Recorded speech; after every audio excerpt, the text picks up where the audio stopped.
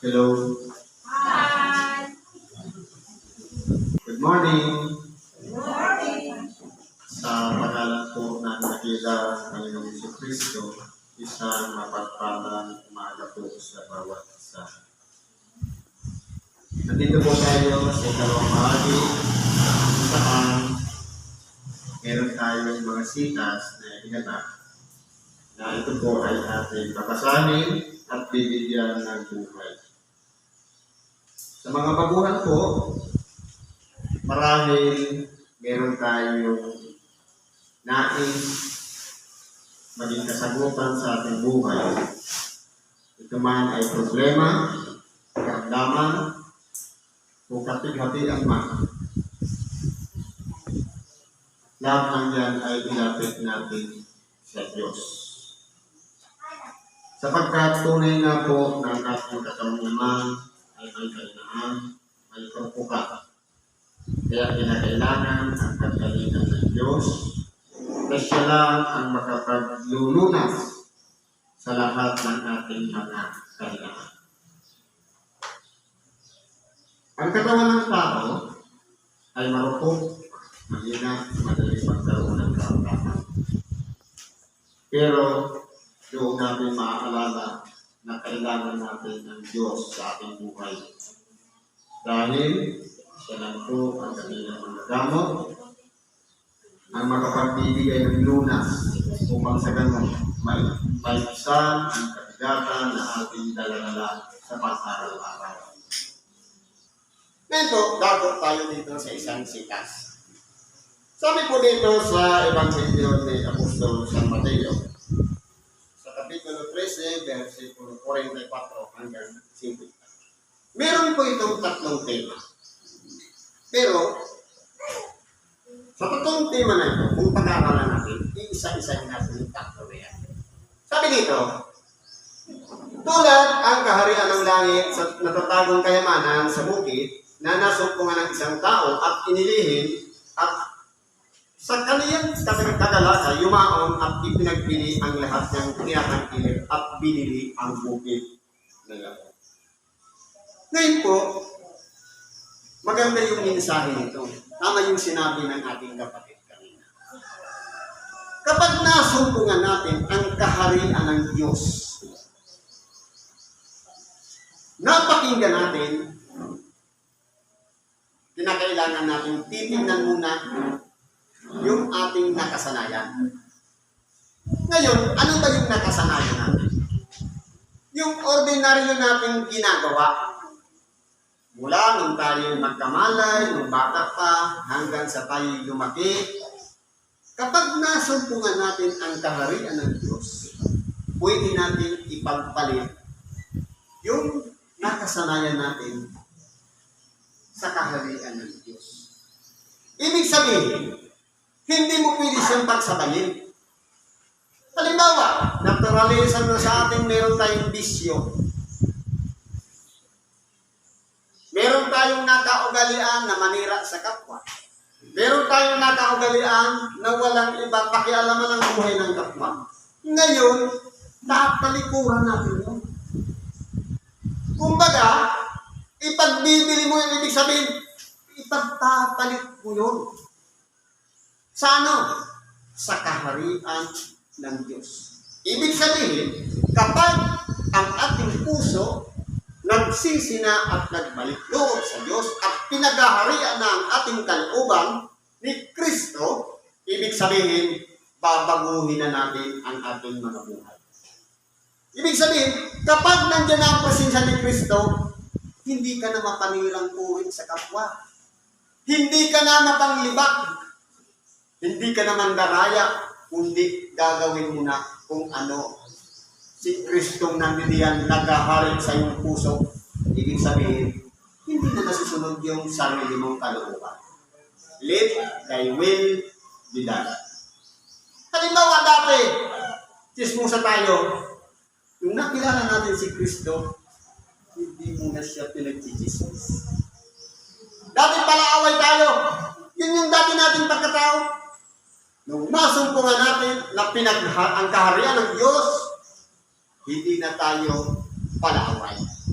Kung dati, kapag nagagalit tayo hanggang kamatayan, hindi kita patatawarin nung makilala natin si Kristo. Hindi pala ako patatawarin ni Kristo kung ako mismo hindi rin magpatawad. Nasa Ama namin yan. Anong sabi?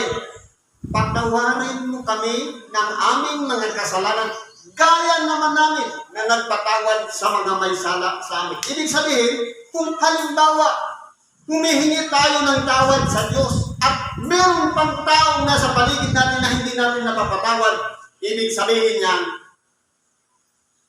wala niyo pa. Magiging dalawa lang ang buhay natin yan. Pwedeng balikan mo yung dati mong pagkatao o binago ka na ni Kristo. Alin yung sinusundan natin doon? Yung kalooban natin o yung kalooban ni Kristo? Ang kalooban ni Kristo, sundin ang iyong kalooban. Kung pagkaanon sa langit, gayon din sa lupa. Sa langit, meron bang reklamador? Wala. Ang sino mang tumutol, diretso sa impyerno. Wala nang dyan sa mga anghel ang magsisi. Pasalamat tayong mga tao dahil kahit ilan ulit tayong magkasala, nandyan pa rin ang Diyos nakaabang na kung sino pa nga ang mga taong makasalanan, binibigyan pa ng Diyos na humaba ang buhay. Pero tayo, kapag nagkasala lang sa atin, ano sabihin natin? Namatay ka na sana.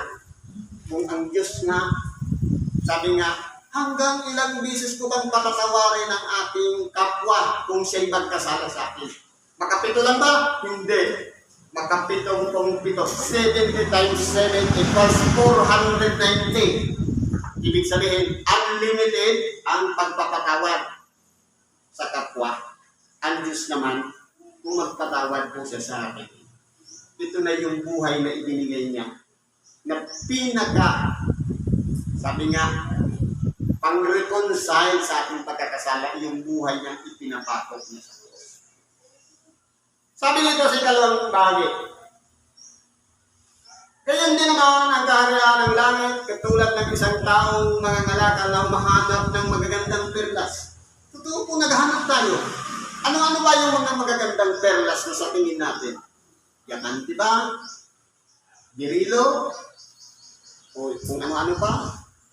Sardis? Ano ba? Ano ba mga klaseng mga mahalagang perlas? Kung perlas talaga, yung pearl, o Orient, sabi nito, at pagkasumpong ng isang mahalagang perlas, ano mang klaseng perlas ito mahalaga na sa tingin natin pinakamalaga sa lahat. Ngayon, at yumaon siya at ipinagbili ang lahat ng pinapangkilig at biniliyan niya. Ibig sabihin, kung tayo man po ay nakasumpong ng perlas, sabi nga, katulad ng kaharian ng langit, kayang ipagpalit ang lahat ng ating mga pinapangkilig.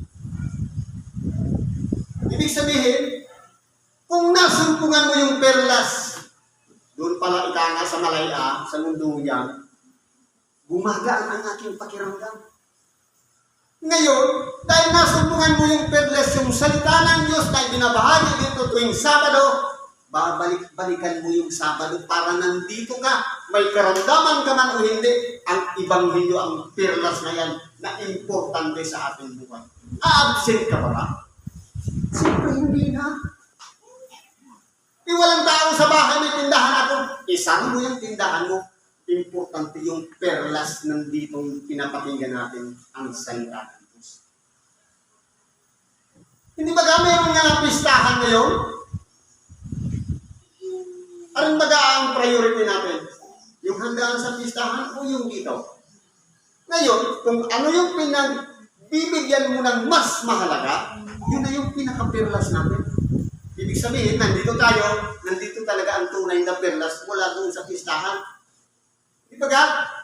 Kaya, kung titingnan po natin, kung titingnan mo yung unang sitas at ikalawa, yung dito sa kaharian ng Diyos, nasa pagdidesisyon po natin kung alin yung priority natin, yung perlas ba o yung natatagong kayamanan. Kapag yung dalawa na yan, ang pinaka-priority natin sa ating buhay, magiging mapalad tayo, pinagaharian na tayo ng Diyos. Ano bang sabi dito? Tulad din naman ang kaharian ng langit sa isang lambak na iulog sa dagat at nakahuli ng sari-saring isda na nang mapuno ay hinila nila sa pangpang at sila'y nagsiyuko at tinipon ang sisidlan sa mga sisidlan ang mga mabubuti datapwat itinapon ang masasama. Gayon din ang mangyayari sa katapusan ng sanglibutan. Lalabas ang mga anghel at iiwalay ang masasama sa matuwid at sila'y igagatong sa kalan ng apoy. Yan na nga pagtangis at ang pagngangalit ng mga ngipin. Ang kaharian ng Diyos, ito rin po ay pinapatahulugan sa katapusan ng sanglibutan. Kung tayo po ay pinagkaharian ng Diyos, tulad ng isang lambak, ang kaharian ng Diyos. Pwedeng mayroong mahikayat yan na tao na nagsisig, pero pakunwarit lang yung ginagawa. O pwede talagang mayroong diyang tao na nagsisig ng taos-puso sa kanyang sarili.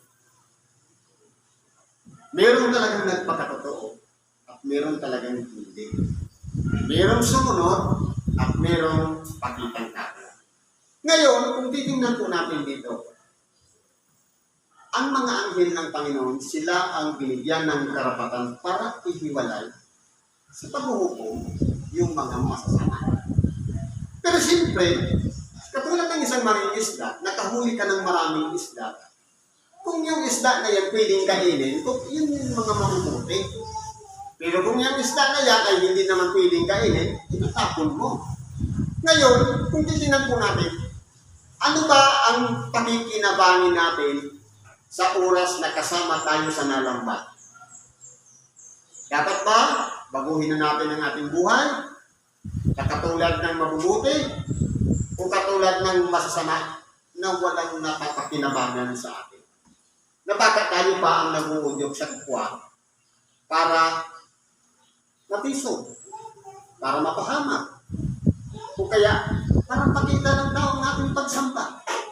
Na totoo, nagiging dyan lang tayo sa simbahan, pandagdag sa numero, sa number. Pero ang katotohanan, wala naman sa puso ang presensya na kumbaga, nandyan nga nakaupo, pero iniisip, kumusta na kaya yung bahay mo, walang bantay ngayon.